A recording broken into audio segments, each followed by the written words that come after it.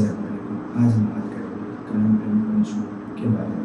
Crime and punishment 18वीं सदी के मशहूर नॉवेलिस्ट और फिलोसोफर फ्योदोर दोस्तोवस्की का एक मैग्ना ओपस है।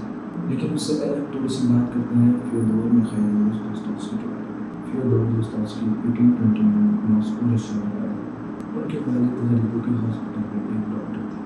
इस वजह से दोस्तोवस्की ने सफरिंग और इनइक्वालिटी को बहुत करीब से देखा। जिंदगी में उन्हें कभी प्रिविलेज मिला तो कभी हार्डशिप भी मिली। सेंट पीटर्सबर्ग में इंजीनियरिंग करते हुए उनका रुझान अदब की तरफ हुआ, लिटरेचर की तरफ। उनकी राइटिंग्स में उनकी पर्सनल स्ट्रगल, उस टाइम के रशिया की सियासी, समाजी, सोशल और पॉलिटिकल स्ट्रगल और उनके मजहबी अकायद का असर बहुत गहरा था। वो मिल्की यानी एपिलेप्सी के मर्ज में एक अर्से तक मुब्तला रहे। उनका ज़्यादातर literature philosophy of existentialism, human suffering और ह्यूमन साइकोलॉजी पर बेस कर रहा है।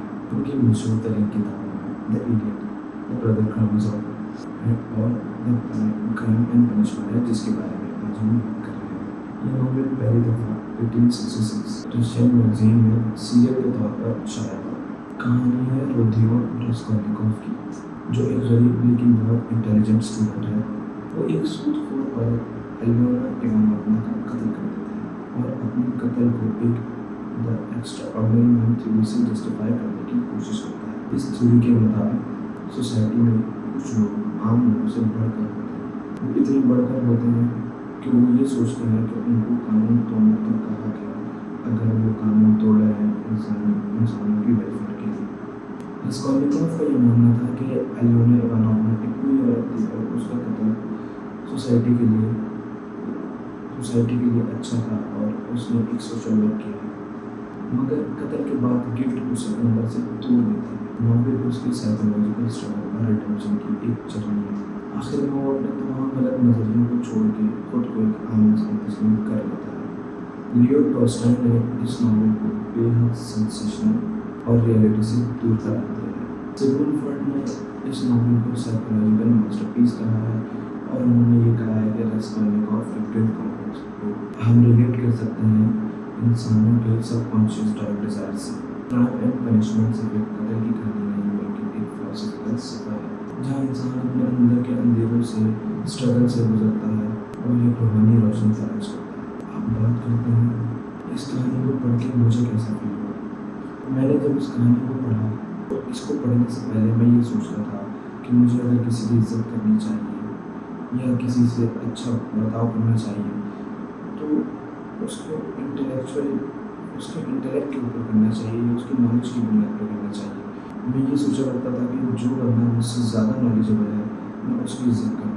पर जैसे रास्कोल्निकोव का नज़रिए गलत है, जैसे मेरी ये बात भी गलत है। हमें किसी की नॉलेज की बुनियाद पर इज्जत नहीं करनी चाहिए। हमें हर इंसान की बराबर इज्जत करनी चाहिए, चाहे वो एक डॉक्टर हो, चाहे वो इंजीनियर हो, या चाहे वो एक मुलाजिम या चपरासी हो। हर इंसान की डिग्निटी होती है, हर इंसान का एक ऑनर होता है और हमें किसी भी इंसान को बुरा फील नहीं कराना चाहिए। मेरी नज़र में मैं इस कहानी को, इस पूरे नॉवेल को 3 पार्ट में देखता हूँ। पहला पार्ट जब रास्कोल्निकोव के ऊपर उसके आइडियोलॉजीज हावी हुई होते हैं और वो बहुत सिनिकल वे में सोचता है कि लोगों को कुछ नहीं पता, जो पता है उसको पता है और वो लोगों से ज़्यादा अच्छे फैसले कर सकता है, जिस वजह से वो अपने आइडियोलॉजीज़ के दबाव में आके इमामों का कत्ल कर देता है। दूसरा पार्ट है उसको गिल्ट कॉम्प्लेक्स का, कि वो किस तरीके से गिल्ट में रहता है और ये सोचता रहता है कि उसने क्यों कत्ल किया, अगर उसने कत्ल किया तो क्या वो सही है, क्या गलत है। थर्ड पार्ट है उसका रिडेम्पशन, जहाँ पे जब वो जेल में होता है तो उसको सॉलिट्यूड में जाके सोचने का मौका मिलता है क्या उसने गलत किया, क्या उसने सही किया, और एंड में वो एक बहुत बेहतरीन फैसला लेता है और ये सोचता है कि वो भी एक आम इंसान है। उसको इस बात का अंदाज़ा होता है कि IQ, इंटेलेक्ट लेवल और लर्निंग कैपेबिलिटीज़ हर इंसान की बराबर नहीं होती। अगर बराबरी होती है तो इंसान के रिस्पेक्ट में ऑनर होता है। इस कहानी को पढ़ने के बाद मैं बहुत मुतासर हुआ फ्योदोर दोस्तोवस्की की राइटिंग से। मैंने पहले भी उनकी 2 बुक्स पढ़ी हुई हैं, पर इस नॉवेल का अपना अलग मज़ा है।